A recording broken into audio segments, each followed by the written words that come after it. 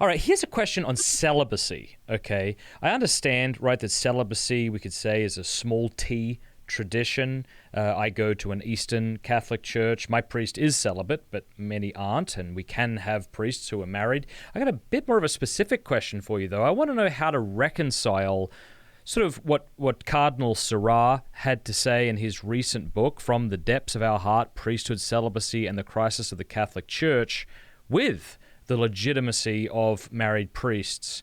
So I'm springing this one on you, but let me just kind of say here, the Cardinal explains why he and Pope Emeritus Benedict wrote the book, namely to warn that separating celibacy from the priesthood, even just as an exception, would remove the priest's imitation of Christ as spouse of the church and turn her into a mere human institution.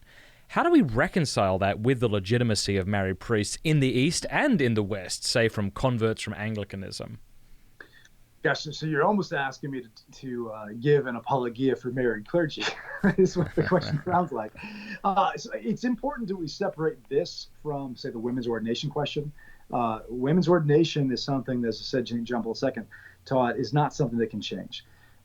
Celibacy is a discipline that we've could, in theory, change, that has not always been the same. And even though the secular media lumps these all together, we have to separate these. In part, I suppose, we have to look at the practice of the church, the early church, as authoritative. There is a book called The Apostolic Origins of Priestly Celibacy that is phenomenal, does a job. The only apostle that we know of that was married, there's really evidence about, is Peter. But again, sometimes it's said they maybe left their families and the like. She may, who knows if she's still alive? There's just a lot of it in the dark. We just don't know. But I say first, why celibacy? Let's do the easy part is first. There's a fitting symmetry of the sign, right? So it's a fitting imitation of Christ, imitatio Christi, right? So Jesus affirms celibacy in Matthew 19. So does Paul in 1 Corinthians 7, as sort of maybe a superior way to live this out. So there's a sense in which it's not an accident that we've had this long-standing tradition. And yes, it became officially authoritative around 1126 or thereabouts, but it existed long prior. The reason for that decree is because of abuses, right? That's typically what happens. When there's abuses, we got to like reformulate this, but it didn't start then. It started really way back. Okay, so where was I going? I think this is one important thing to say. I guess to add to that, and I know some converts who are married priests. They'll be the first to say typically that they get the wisdom behind celibacy. That they're very thankful that they can continue to exercise their priesthood. They're very thankful for their families, but the notion of kind of pastor's son syndrome is a real thing. And again, I know some pastors' kids who are great Christians and the like, but I also know other stories, whether it could be a pastor, it could be just someone who's active like we are in ministry and the like, that can, so there's some wisdom there at a practical order, but also at a theoretical order. I think that's what Benedict and Cardinal Sarah are getting at. Now, why is it legitimate for a priest to be married?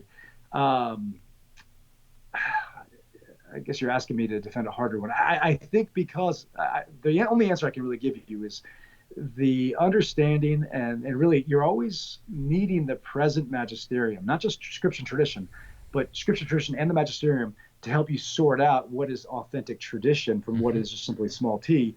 The church is understanding that the practice of married clergy, say in the East, is a legitimate expression and practice of the priesthood. I don't know that I could say more than that. No, that's good. That's good. Yeah. That's good.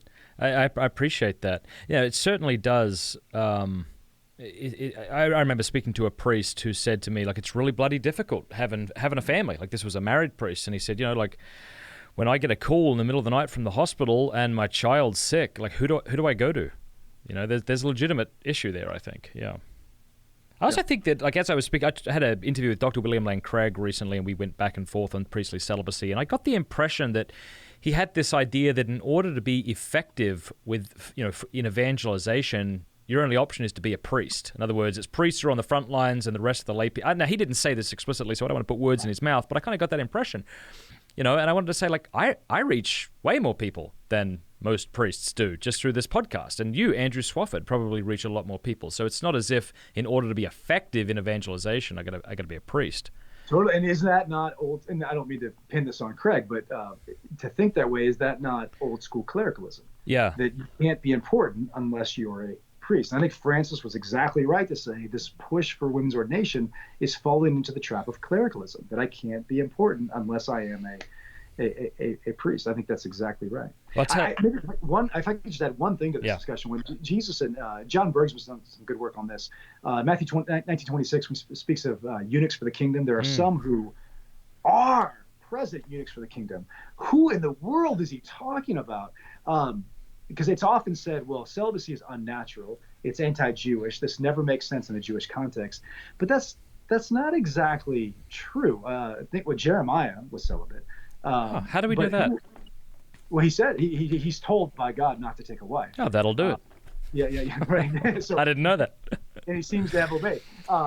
But Bergsman has argued, and it's certainly plausible. Who does Jesus have in mind? He may well have in mind the Essenes, the Dead Sea Scroll community, who seem to have lived. So there seem to be different groups of Essenes, some scattered throughout, almost like a third order, like a Benedictine or Dominican. But the core of the community down at Qumran on the northwest shores of the Dead Sea, they seem to have lived celibate lives, and they were held by people of the day as sort of intensely holy, just like people thought of Saint Benedict and the monks later. So, in other words, it's not crazy, it's not foreign, it's not the norm, of course not. It's sort of like we might put it this way. We got to distinguish between natural and normal, and by normal I simply mean something descriptive. Sin is normal, but it ain't natural. Natural is something that is fitting and consonant with our rational nature. But then further, the way in which the supernatural, the order of grace, heals, perfects, and elevates nature, that celibacy is not unnatural, but it is assuming something really supernatural and entering into a supernatural spousal union now. And if I could just quote JP2 in his Vita Consecrata, at the end of that, he says, the celibate vocation, the religious, the nun, the priest, especially in our day, it's such an incredible sign. I don't mean a sacramental sign, but more than just psychological, of a total devotion to God. Someone living an otherworldly life, that in our secularistic age, man, we need that sign more than ever. I had a dinner with Cardinal Harvey, with a priest friend who knew him well when I was in Rome a couple of years ago, and he was really close to John Paul II and Benedict, and he had some really insightful things. But he said, we've talked about the loss of the priesthood in our country, in the States. His theory was that when the nuns left the schools, that they were they played such a pivotal role. It wasn't just the priest, but the nuns saying, hey, you would be a great priest, that kind of motherly, sisterly role. And gosh, I mean, it's hard to distinguish causation from correlation, but as the nuns left, so too vocations plummeted. Yeah. Thanks. That was good. Yeah. Thank you for watching this clip. You can click here to watch the full episode. And I want to say a big thanks to our sponsors and to our amazing patrons for making all of this possible. Please do us a favor before you go. Click that subscribe button and then the bell. And that way YouTube will be forced to let you know every time we put out a new episode.